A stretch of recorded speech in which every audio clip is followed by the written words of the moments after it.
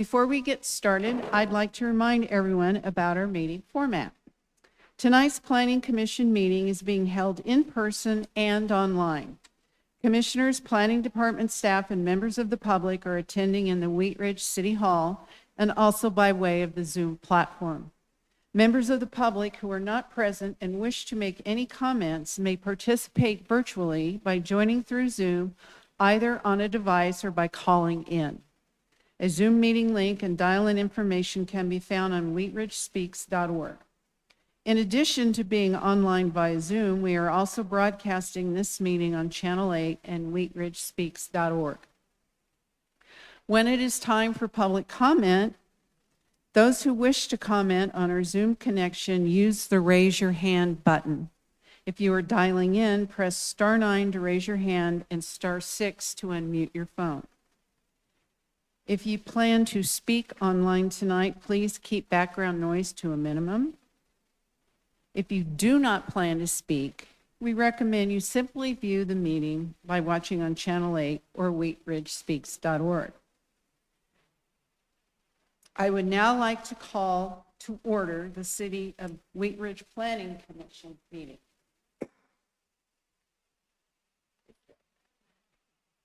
May I please get a roll call of members? Jonathan Shelkey. Here. Christine Disney. Here. Daniel Gravy. Here. Patrick Quinn. Here. Will Kearns. Here. Michael Moore. Here. Sierra Quiones. And Krista Hollab is absent. The next order on the agenda is the Pledge of Allegiance. Please stand and join me in the pledge. I pledge allegiance to the flag of the United States of America and to the republic for which it stands, one nation, under God, indivisible, with liberty and justice for all.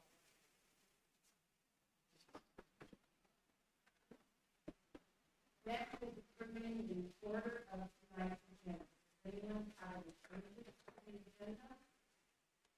Seeing none, the agenda stands as follows.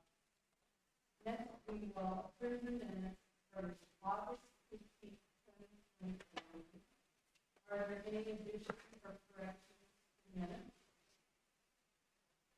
Seeing none, that will stand as a public meeting. All right, all those in favor of approving those minutes?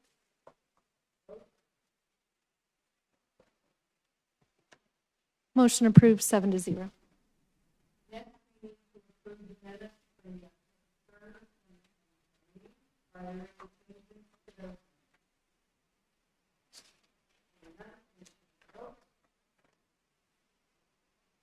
Nope. Sorry.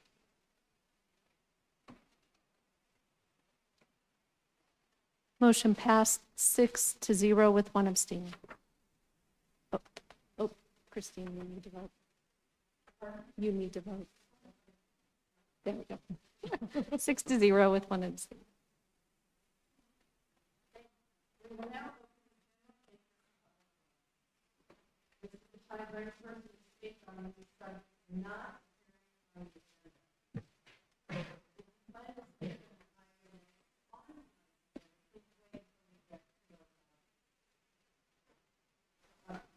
All speakers are asked to limit their remarks to 3 minutes. Speakers may donate to comment not.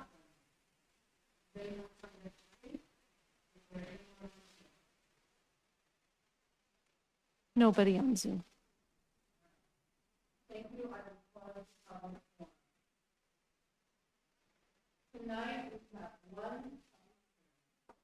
If you comment during the public hearing tonight, the chief will testify or during the testimony given.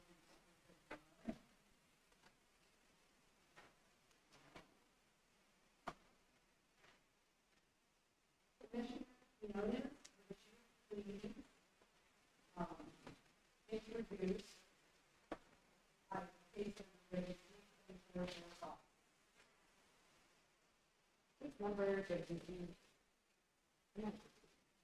Oh, I got it backwards. Okay, there we go. Case number WZ 2405 is an application for approval of a specific development plan for the purpose of developing a 2-story Primrose School building containing a daycare center, preschool, and outdoor play areas. The subject site is located on the west side of Clear Creek Drive and south of West 40th Avenue and Clear Creek Drive intersections within the Clear Creek Crossing Plan development known as Planning Area 6 of Clear Creek Crossing. It is a part of a large block 4, Lot 1 of the Clear Creek Crossing Block 4 replat, approved in 2022, which included platted access easements defining the site's shape.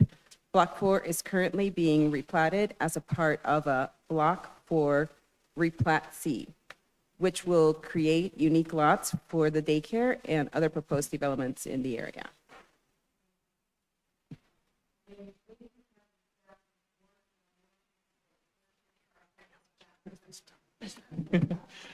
I will say that in the presentation, so let's see if I get it right.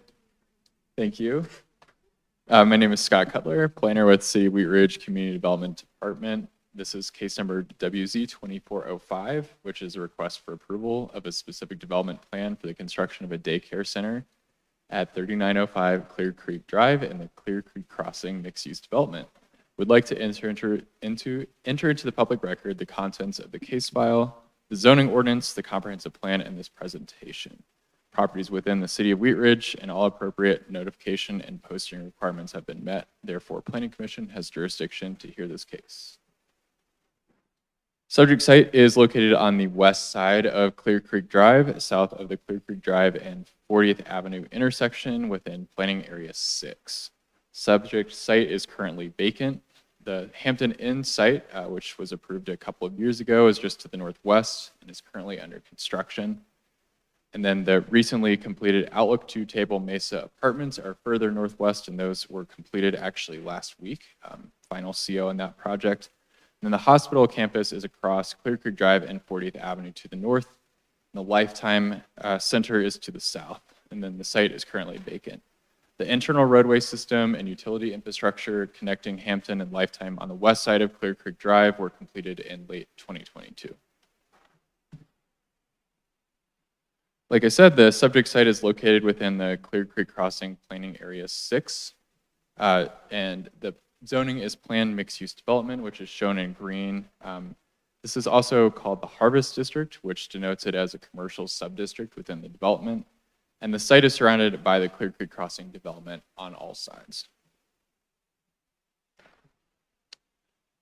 This request for the SDP approval is the second step in a two-part approval process pertaining to planned developments. First step occurred in 2018 when the Planning Commission and City Council approved the Clear Creek Crossing Plan Mixed-Use Outline Development Plan, which established the zoning for the site. And then the zone change also included approval of a vision book, which established the intended design and architectural themes and materials, and a design pattern book that includes the more substantive design regulations. An architectural control committee was established specifically for this development to ensure compliance with the design pattern book, third-party review, consistency across the project, and to conduct schematic design review prior to the city's planning review. It's comprised of members representing both the developer and the city, and the ACC provided their recommendation of approval. The applicant is proposing to build a two-story daycare center, about 14,500 square feet in size, 2 outdoor play areas, some connections to the private streets within the development and access to the signalized intersections nearby, and a parking area within the Denver water easement, which I'll show in just a second. Daycare centers, including preschools, are permitted in Planning Area 6 of Clear Creek Crossing, and I'll show all of this in more detail in the next slide. The site also takes into consideration adequate vehicular access, planning area connectivity, and pedestrian connections. Starting with access, the vacant 1.3 acre site is proposed to be developed with a daycare center shown on the star on the map.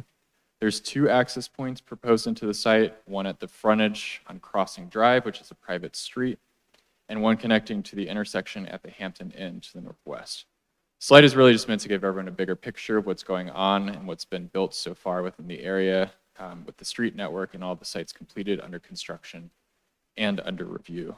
And all of this area is considered to be Block 4 of the Clear Creek Crossing development and it is currently being replatted right now to create lots for each individual building. Dashed line across the site, it's a little faint, but just next to the star, shows the extent of the 80-foot Denver water easement, where buildings are prohibited, but parking and landscaping is permitted.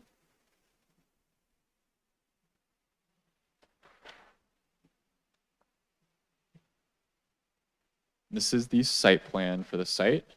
A building is located central to the site and surrounded by a looped drive and parking. Building location is shown in blue. 2 access points are proposed into the site, one at the northwest corner, and then one at the southeast onto an extension of Crossing Drive that will eventually tie into future commercial development to the south. Crossing Drive is a private street that is under review to include a wide pedestrian walkway connecting the hospital campus to the future commercial developments south of the site. Coordination is ongoing. That street's already built, but the sidewalks will actually get wider as part of that project, and those improvements will be built by the overall developer.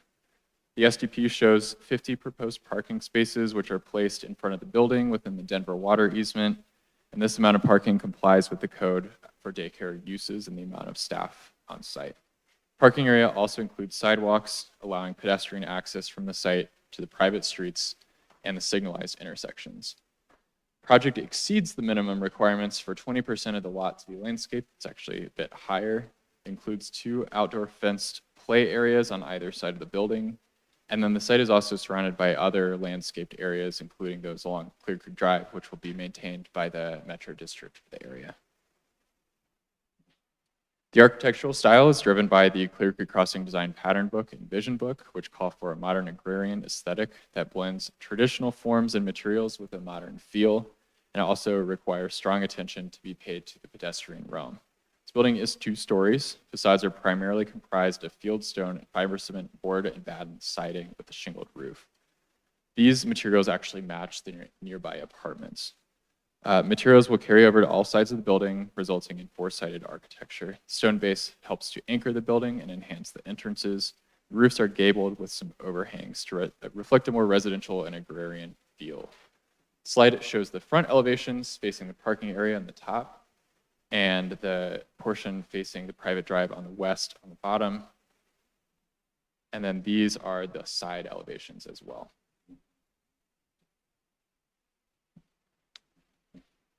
Since Wheat Ridge is not a full-service city, we did send the application on referral to outside agencies, including fire, water, sanitation, and completed our review as well. No objections, and coordination is ongoing with the districts, including final approval from Denver Water across their easement. Civil construction documents are nearing approval, and the plat is under review for the entire Block 4 area to create lots for each user.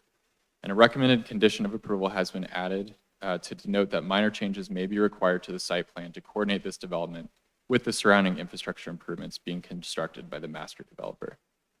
Before the hearing, the property was posted for 15 days. Letters were sent to property owners and residents within 1,000 feet of the site. The project was posted on Wheat Ridge Speaks, and we did receive 1 letter of support from the Intermountain Health Hospital just across the street. Overall, we find that SDP is consistent with the ODP and is in compliance with all of the standards for the Clear Creek Crossing development. It's consistent with the purpose of a planned development, and all agencies conserve the property. Therefore, we are recommending approval of this specific development plan, case number WZ 2405, with conditions. No presentation from the applicant, but they are here and available for questions if you have any. Thanks. Thank you, Scott. I will now open the hearing for public comment. Those who wish to comment on our Zoom connection, use the raise your hand button. If you are dialing in, press *9 to raise your hand and *6 to unmute your phone. When you come, oh, nobody's coming to the podium. Has anyone signed up to speak? Anybody on Zoom? All right. All right, since there's no one here to speak, I will now close the citizens forum. Would the applicant like to make any comments at this time? Nope. Okay, all right. I will now entertain questions from the commissioners. We'll start with Commissioner Shelkey. I was just curious, is this a franchise facility?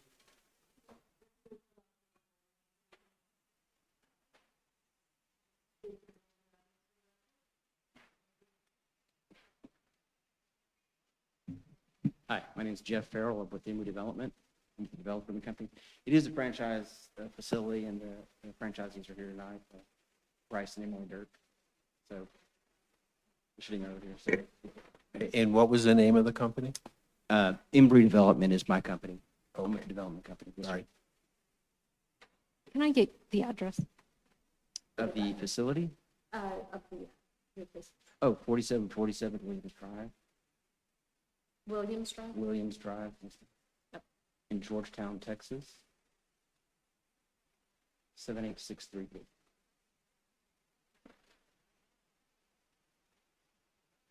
Thank you. Commissioner Quinn? Thank you, Madam Chair. I have no questions. Commissioner Moore?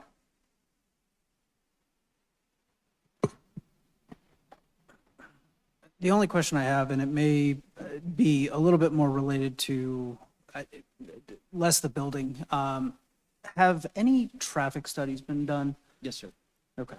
There's a master traffic study that's done by the overall development Evergreen, and we've also done our own traffic study for our specific facility that was approved, Okay. or part of the SDP application.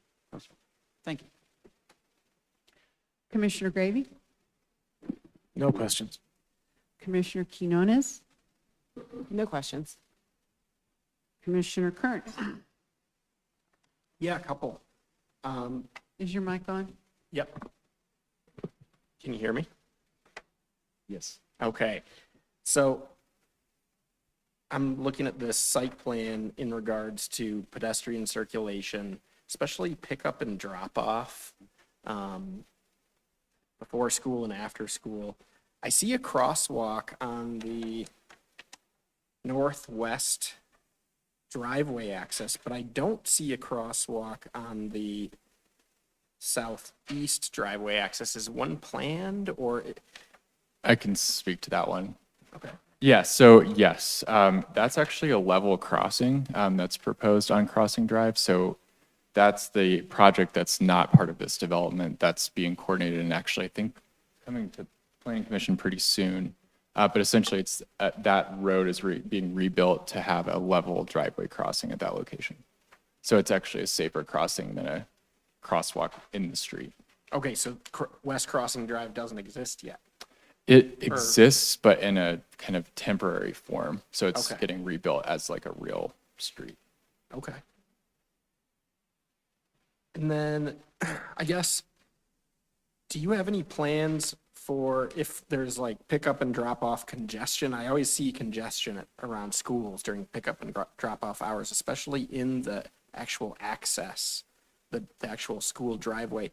Is there any sort of, I noticed there's a private street behind the school. Is that accessible for people to potentially pick up and drop off kids? Not the street behind the school. Okay. All drop-offs will be done in the parking lot. And I don't know, maybe Bryce or Emily could speak more to how the operationally, how that works.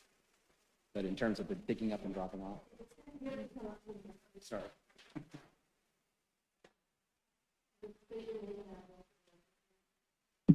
Hi, Emily Dirk, address 4005 West 35th Avenue. The pickup and drop off time is going to be variable, so there's not like a start and end time. Being a daycare center, it's going to range. So unlike a public school where it's a very definite drop off and pickup, parents are going to be coming and going sort of throughout the morning and throughout the afternoon and coming into the parking lot only. Great, thank you. That's all I have. Any additional questions from the commissioners? All right, thank you. You may be seated. Seeing that there are no further questions, I will now close the public hearing.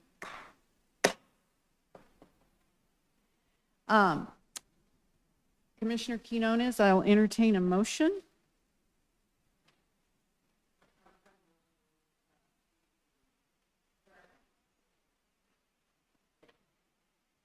I move to approve case number WZ 2405, a request for approval for a specific development plan for a Primrose School on property located within Planning Area 6 of the Clear Creek Crossing planned mixed-use development at 3905 Clear Creek Drive. May I have a second? I think there's more to it. Do I There's need more to to the read motion, the all of it? entire Okay, thing. Absolutely. Yeah, absolutely. So for the following reasons. The specific development plan is consistent with the purpose of a planned development, as stated in section 26301 of the Code of Laws. The specific development plan is consistent with the intent and purpose of the outline development plan. The proposed uses are consistent with those approved by the outline development plan. All responding agencies have indicated that they serve the property with improvements installed at the developer's expense.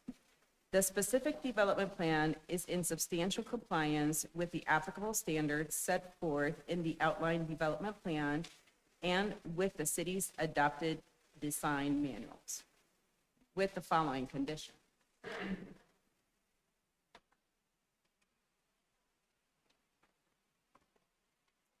Minor site adjustments may be required to the civil construction plans to coordinate this development with surrounding infrastructure improvements and the replat. May I have a second? Second. Is there any discussion on the motion? Commissioners, please vote.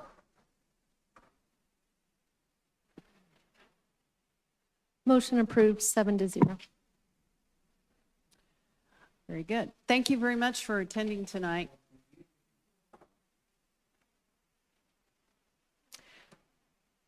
Next on the agenda is old business. Is there any old business we need to discuss? No old business, Madam Chair. And new business?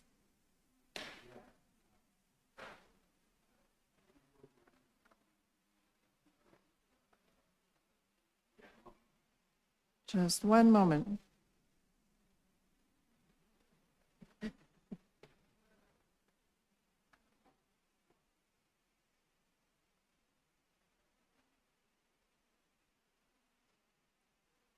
It's connecting. Just give it a sec. All right.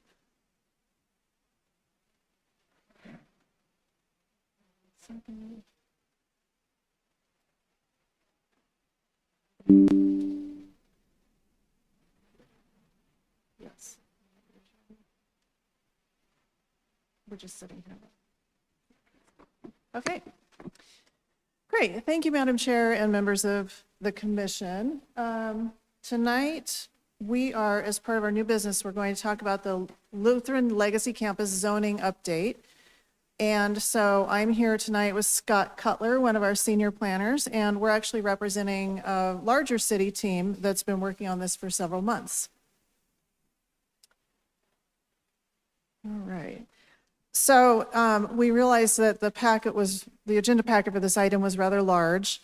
There's a lot of reading material in it, a lot to digest. But for the presentation tonight, we're going to go ahead and keep it at a pretty high level and focus on some of the big takeaways. I'm going to share where we are in the process, and then we'll talk about how we've organized the new zoning, and then hit on some of our key topic areas for tonight, which include the open space, perimeter, center of campus, permitted uses, and the process. So we'll go through the whole presentation, and then we'll have time at the end for questions and answers. So as I mentioned, this has been a many months process, and it began even before our first council study session on the topic in April of this year, when council gave us the direction to implement the Lutheran Legacy Campus Master Plan. And so with that, we set off, embarked on this new adventure, and we actually have held 3 Let's Talk open houses on this matter. So the rezoning concept was integrated into 3 of the open houses that we also held for the city plan. And then also one of those also served as the neighborhood meeting for the campus rezoning, and that was the last one in September. It's also been discussed at 3 city council study sessions and 1 planning commission study session. So, as hopefully you know, unless you live in a closet, just this week, voters approved the charter amendment to restrict heights around the perimeter of the campus in exchange for allowing taller heights in the center. And that was part of the master plan's vision. And so we are happy tonight to be presenting this post-election. All right, so this will essentially, well, let me start off with, thank you for your notes. As a reminder, it's the zoning regulations that implement the planning vision of the master plan. And so we're writing the rules that translate the master plan vision into the built environment that the community wants to see. We are doing that by creating a new section in the zoning code, and this will be designated Article 14. We already have 4 mixed-use zone districts in our code, but we're creating a custom mixed-use zone district specifically for the campus. Some of the regulations should look familiar, as they are much of our mixed-use code could easily apply to the Lutheran Legacy campus. And then many of the regulations are customized to implement the master plan. And again, those include the central trade-off. You've heard from us before on that, which is to ensure the perimeter functions as a buffer, and it integrates the existing assets and allows more flexibility on the interior of the site. So the memo for tonight's meeting is organized in the same way that the municipal code is organized, with a different section and heading for each topic area and set of regulations. And those are listed here on this slide. We also have the draft ordinance is in your packet. It is still a work in progress, so, but you will see on the top of each one, the headings in red indicate what that describes and what the overall foundation is behind the changes to, if there were any changes to the existing mixed-use code that we used as a basis for the Lutheran Legacy Campus mixed-use district. And so instead of summarizing each section, what we'll do is talk through different topics of areas on the campus. And so with this, I'm going to go ahead, and in this slide, just for reference, you can see the different 4 sub-districts to kind of familiarize yourself with that. And this came out of the master plan. So with that, I'm going to go ahead and turn it over to Scott to get into some of the key topic areas. Thanks. So the first one, and probably the one we've gotten the most questions about, is open space. And I know we talked about this a little bit at the last study session, but we have more details since then. But taking a regional approach to open space with an emphasis on publicly accessible spaces. That means truly open to the public regardless of land ownership. So that could be owned by the city or more likely owned by a metro district or HOA, which has a perpetual access easement across it. Clear Creek Crossing is actually similar. There's public parkland there that's privately owned but publicly accessible, and that would count. So 20% of the net development site area, that's excluding streets. So that's pretty substantial and higher actually than our other mixed use requirements by double. Additional private open space will also need to be provided in private yards, private amenity spaces for multi-unit residential. There will be landscaping within the streetscape as will be required, and then required parking lot landscaping as well. This is another one, required publicly accessible open space on Dudley Street with connections into the site. And this is actually requiring that there's a publicly accessible park along Dudley Street. Continuing on open space, requiring a regional stormwater system. It's a lot more efficient and a lot more aesthetically pleasing when you have a regional pond as opposed to every building building their own concrete stormwater system, requiring bicycle and pedestrian connections throughout the site, requiring coordination with the Rocky Mountain Ditch, with the goal being to retain a trail alongside or near the ditch, and then an analysis of existing trees with a good faith effort to preserve healthy mature tree canopy. On 30th Avenue, zoning regulates and maintains the existing relationship of the campus to the street. And currently the setback for the hospital is about 80 feet from the back of sidewalk to the building. There's surface parking in that location. There's some landscaping. The master plan expresses the desire to keep that condition so there won't be buildings right on 38th Avenue. The existing detached sidewalk would remain intact. We don't really know if the hospital is going to be reused in whole or in part. And so we really just want to maintain the existing relationships of buildings. The zoning will allow parking to be maintained in that area if that's desired by the developer. But if you can look at the images below, and I think we talked about this last time, any new building will have to be set back the same distance as its height. So if there's a 20-foot building, there's a 20-foot setback. There's a 50-foot building, there's a 50-foot setback. You can also do some tiering in buildings, so pulling back the upper stories and then pushing the lower floors closer to the street. But it's always going to result in a large landscaped buffer along 38th Avenue.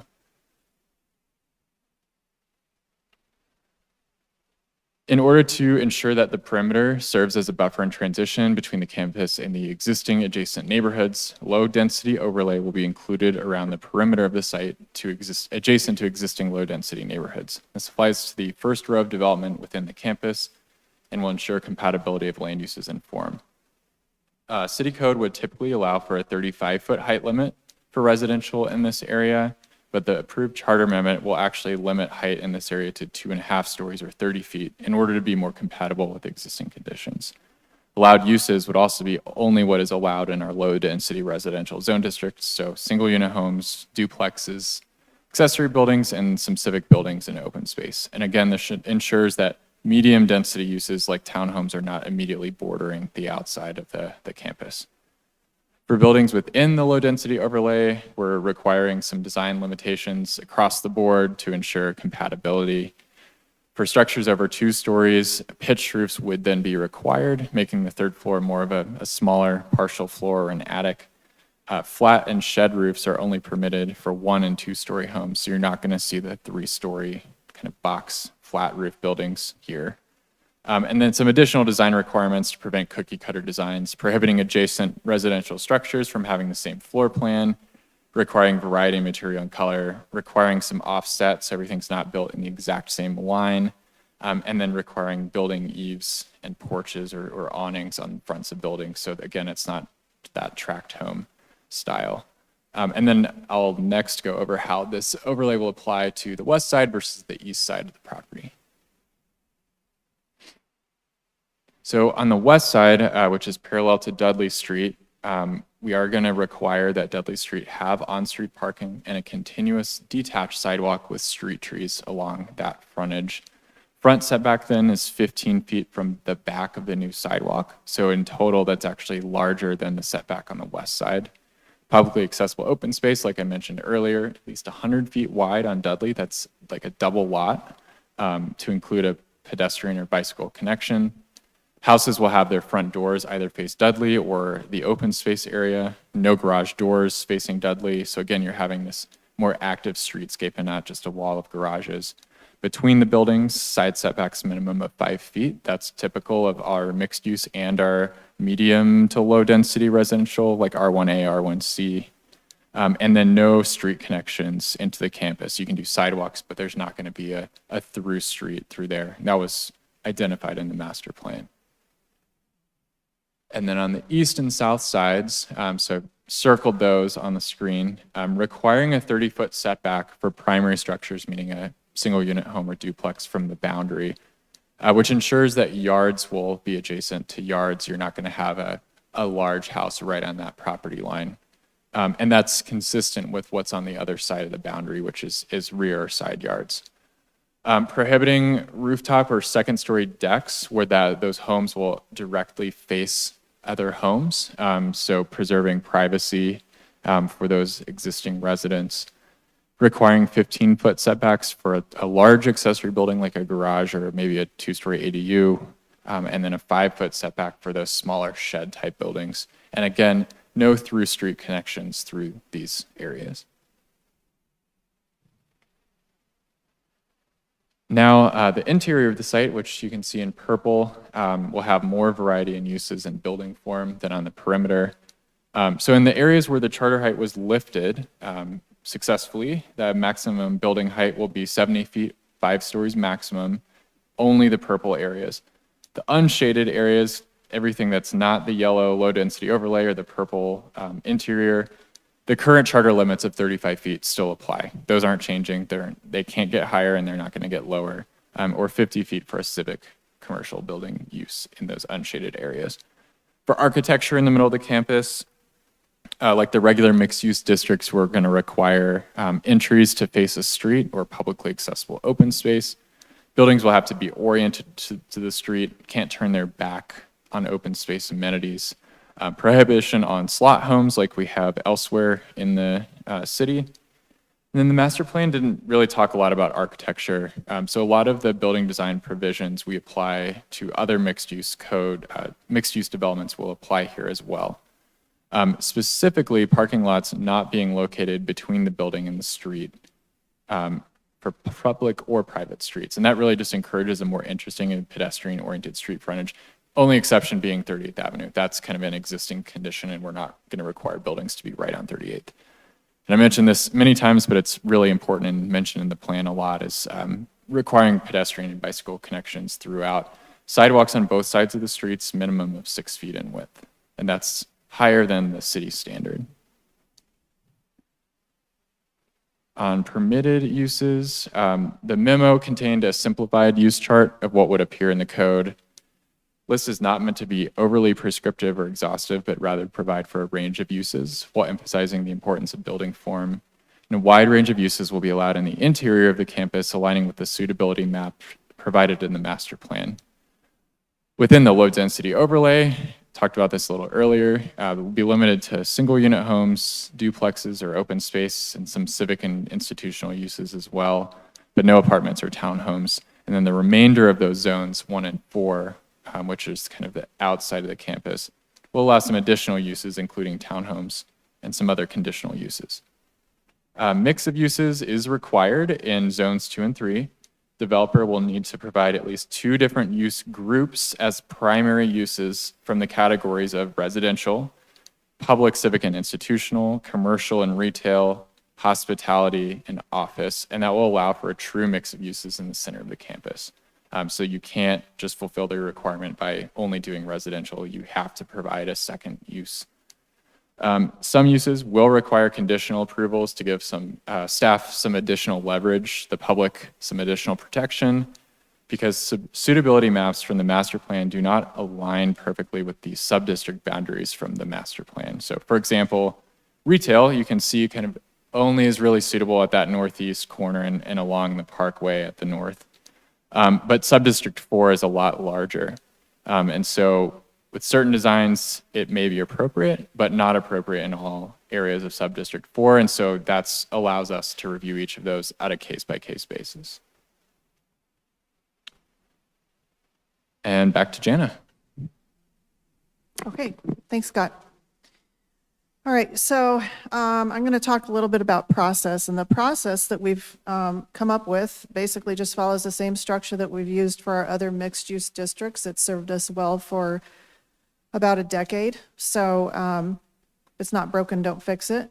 In this case, because the site is so large, it will be required to have a concept plan approved prior to any site-specific development. And that's a particularly helpful tool to set up the overall uses in each area, the vehicular and pedestrian circulation, open space, and in this case, the preservation concepts for the Blue House Chapel and the tuberculosis tent. And so as part of that, the concept plan includes a neighborhood meeting and public notice, so there will be opportunity for the public to comment. And then once approved, the concept plan actually gets recorded with the county, and it must be adhered to as the site plans begin to develop. So, going into next steps, tonight is your chance to kind of review the draft mixed-use guidelines and the framework that we've provided to you. And based on your feedback, what we'll do is finalize the zoning ordinance and then bring it back to you and City Council for adoption in December and January. And so we do expect that the rezoning of the campus to occur in the spring based on this schedule. And the processing for that rezoning of the campus would also include your review and city council's. So with that, I appreciate your time and attention, and we can now open it up for commissioner questions and comments and discussion. We'll start with Commissioner Kearns. No questions? Commissioner Quinones. Commissioner Gravy. Thanks. Couple of quick ones. Just curious if you could help me understand a little bit better. And I could probably read this more in depth and think about it, but the section 26-1403 talks about how it encourages reuse of existing hospital structures. What is it, how is that encouraged? How will the developer be encouraged? Because I fielded a lot of questions from folks about, there's part of that hospital that's like new, and I know that we've talked about this a little bit, but how will they be encouraged by this zoning? I think that's really all we can say is there are those three, the chapel, the Blue House, and the TV tent, which are required to be addressed. The other ones were not identified in the master plan, but this language that reuse of legally non-conforming structures shall be permitted and encouraged. That's about as far as we can go to say, you can reuse this building. You don't have to demolish it because otherwise that code section really reads as these are obsolete and you can't repurpose them. So we just don't have anywhere to say that other than here, really. Yeah, and I guess the fact that it's non-conforming means that if they're able to, make it work with their numbers, they can have a taller building than all the other new ones or something, or I guess that would be part of the incentive. Yes, so the hospital is allowed to remain. You wouldn't have to remove floors to reuse that building. But once it's gone, it's gone. So you can always repurpose something that is existing. Yeah. And then just out of curiosity, I know that if you zoom in, this probably wouldn't be an issue, but in that little section of Zone 4 with the overlay coming right up against the higher density component, is there any concern about, because there seems to be kind of a buffer, I don't know, like where that corner is on Zone 4, it just looks like real. Are you talking about where the purple runs into the yellow? Yeah, and I guess I'm just kind of still understanding entirely where the overlay, how deep it goes in. Yeah, if you look at the, what I have up on the screen, that purple area that's showing is, as you can see, it has fuzzy lines. This has fuzzy lines as well when we get into the graphics on this. And so I don't think the intent was to have the purple and the yellow overlapping the purple. I think it's just a matter of when you fuzz out the lines on this is kind of where it ends up. And we're also using some existing graphics. So, but the intent isn't to confuse matters on that corner. It's essentially, it can't be both, right? So the yellow lower density would apply to that area. Yeah, there's no, Go ahead. there's not a dimensional standard on the yellow. It's the first row. So, whatever the dimension of a house or a duplex would be. And then you can kind of transition up. So the goal is still to have that transition in that area. It just might be, maybe it's a house and then a townhome and then a larger building. Whereas in other areas, it's wider. And so there's more, room to transition. But in this, it's a bit closer. Yeah, and I think it's largely a part of just the blur factor on that purple area. And when we overlaid manually the yellow line on it to represent the first row of low density overlay, that's where it wound up. Yeah, absolutely. It just seems, it's just a unique space in terms of the whole, property because of the fact that that little chunk of purple, so to speak, curves out into zone 4 right there. And so it seems to be kind of a unique part of the space. But that makes sense, Scott, about how that would be determined by the first line of development. And then my last question is if you could, so Subdistrict 1 has, some different permitted uses as opposed to, say, 4, and they're both exterior, elements of the redevelopment.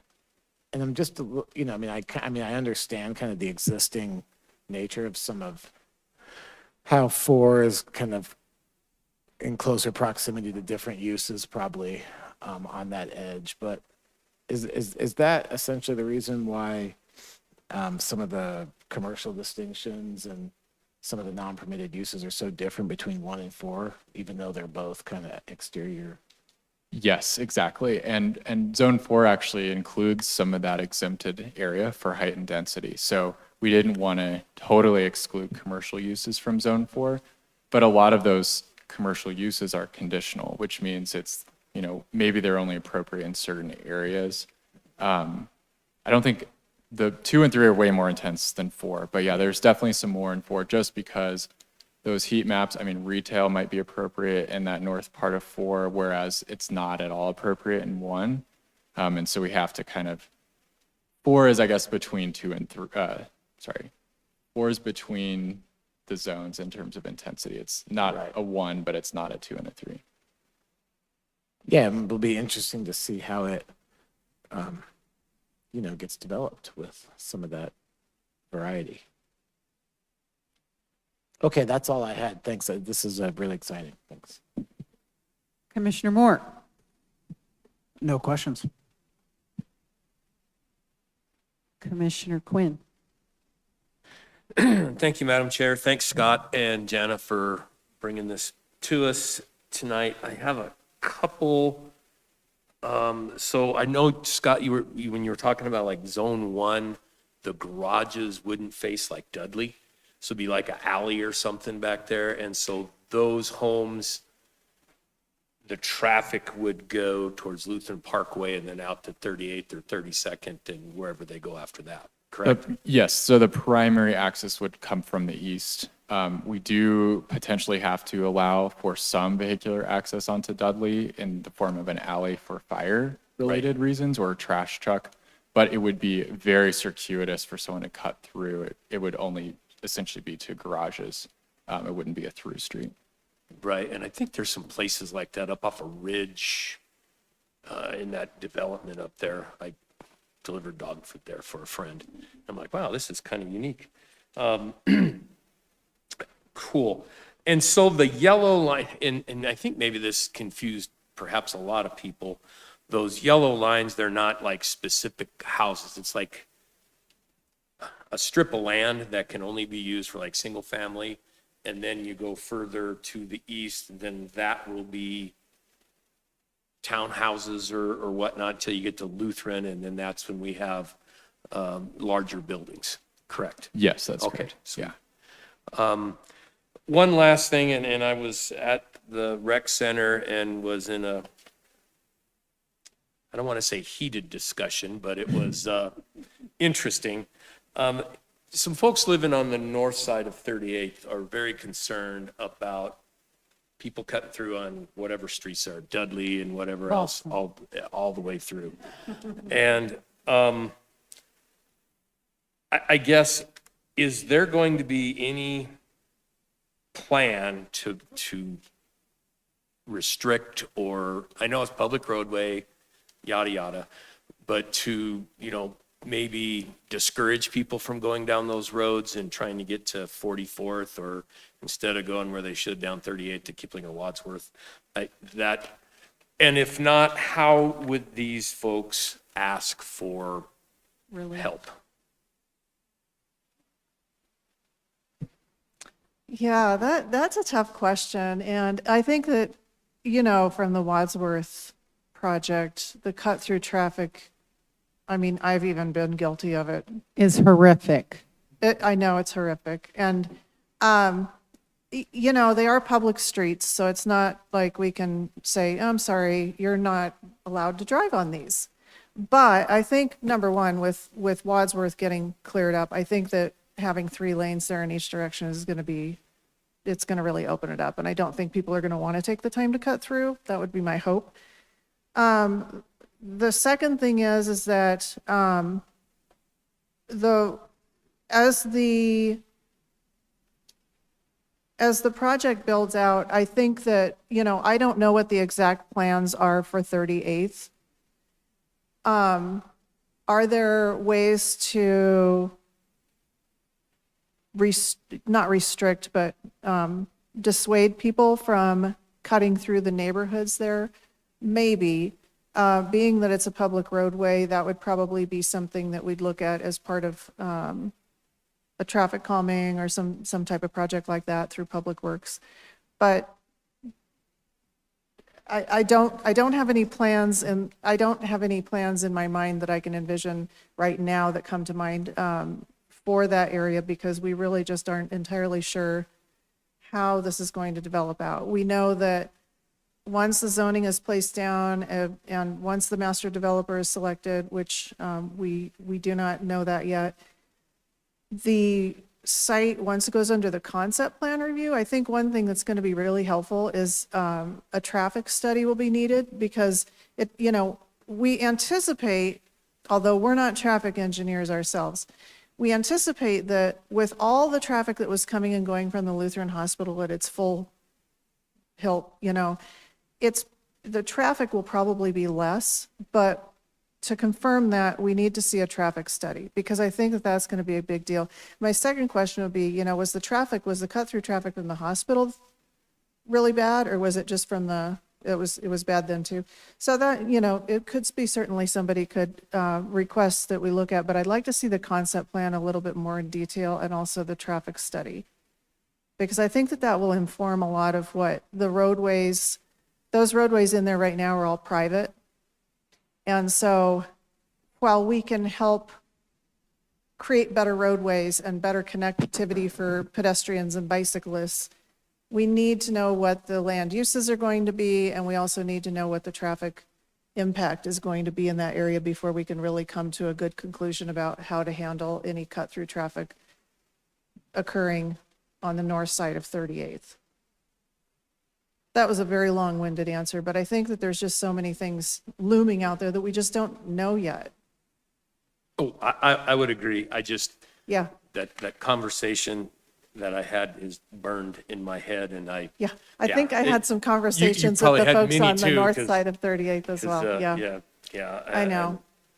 And Scott, a couple more real quick. You said that it was like there's 20% of this land is dedicated to an open space, correct? Yeah, so 20% is publicly accessible open space. There will actually be a much higher percentage of landscaping, but 20% is publicly accessible, which is pretty unprecedented, honestly, in the city. Right, and then the buildings on the interior, those areas with the multi-use, they'll have a green space or something like that, that's added into it, right? Yeah, and we're not counting that private open space, like, you know, apartment pool or a rooftop deck or something. And same way, we wouldn't count someone's backyard towards that public, but it'll still technically be landscaping or open space.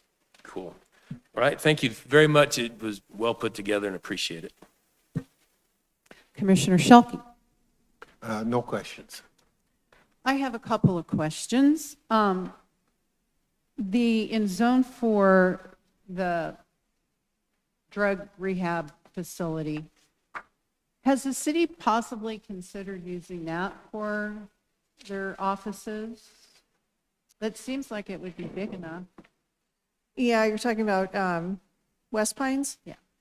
Yeah, you know, we have not looked at that, and part of the reason is that from our discussions with whomever, I don't have the particulars on that, but apparently that facility, you know, they're moving to, what is it, Westminster or Broomfield, but the condition inside is much, much worse than it appears from the outside.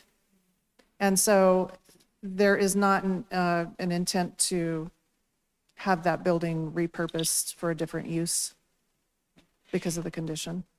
And then I saw a comment on Facebook from a citizen who was saying, yay, it passed, but will the city not acquiesce to a developer's wishes that go against this zoning? And I just want to know how that process evolves. Yeah, no, and throughout the process that the brokers had this listed for the hospital, the interested parties have, potentially interested master developers have been in contact with us, and they have understood the philosophy and the intent behind the master plan, and we haven't had any concerns raised over that. So number one, I don't see that that would be an issue. Number two, you've got the 2018, 2021, whatever it is, adopted master plan that then will have the zoning layered on top of it. You've got kind of a double bookend of here's what you need to do and here's what the zoning regulations say. And it's like any other zoning. If it says, you know, thou shalt do this, it has to be followed. If for some reason, let's say that we get to a point where the master developer, we're at a concept plan and they say this just isn't going to work here, or we want to move that or whatever, they would have to, if they were going to try to change anything significantly, they would actually have to come back through, it would have to comply with the zoning. I don't foresee us saying, yeah, we'd entertain and, you know, some idea of rezoning the property to something else. But then they would also have to come back with a new concept plan. Can you hold that thought? We're going to have to take about a 10-minute recess. We've lost our feed on Channel 8. And Oh, we well, need we recess to then. reboot. We need to reboot. All right, please